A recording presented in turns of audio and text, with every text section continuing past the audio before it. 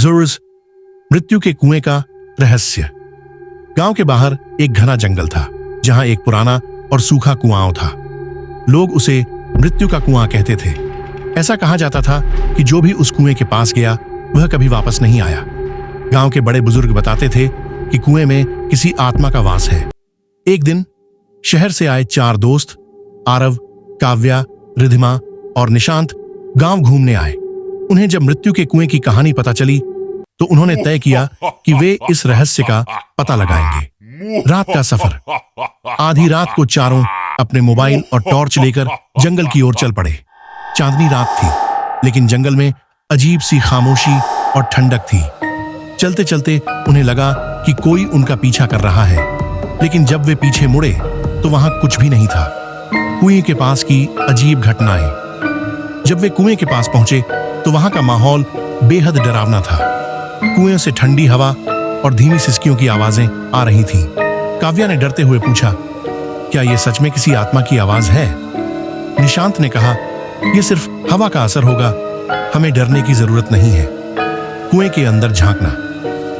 आरव ने हिम्मत करके कुएं के अंदर झांका।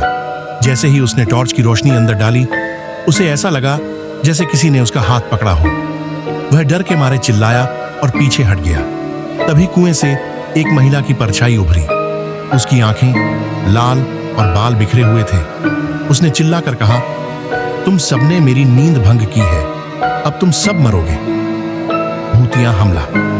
चारों दोस्तों ने भागने की कोशिश की, लेकिन जैसे ही वे कुएं से दूर होने लगे, उनके चारों ओर घना कोहरा फैल गया। उनके रास्ते में पेड़ गिरने लगे और अजीब सी आवाजें गूंजने लगी। रिधिमा ने डरते हुए पूछा, ये क्या हो रहा है?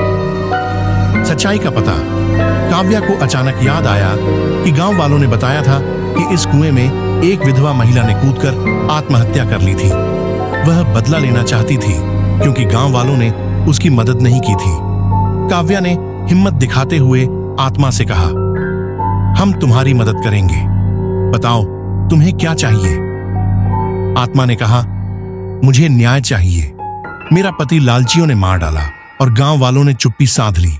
मेरी आत्मा तभी शांति पाएगी जब मेरा सच सबके सामने आएगा। अंतिम राहत। चारों दोस्तों ने गांव लौटकर पुलिस को पूरी घटना बताई। जांच के बाद सच्चाई सामने आई और दोषियों को सजा मिली। कुएं के पास अब कोई डरावनी घटना नहीं होती, लेकिन लोग अब भी रात में वहां जाने से डरते हैं। सबक। कभी भी किसी निर्दोष को उसके हाल पर न छोड़ें। इंसानों का पाप आत्माओं की शांति छीन लेता है।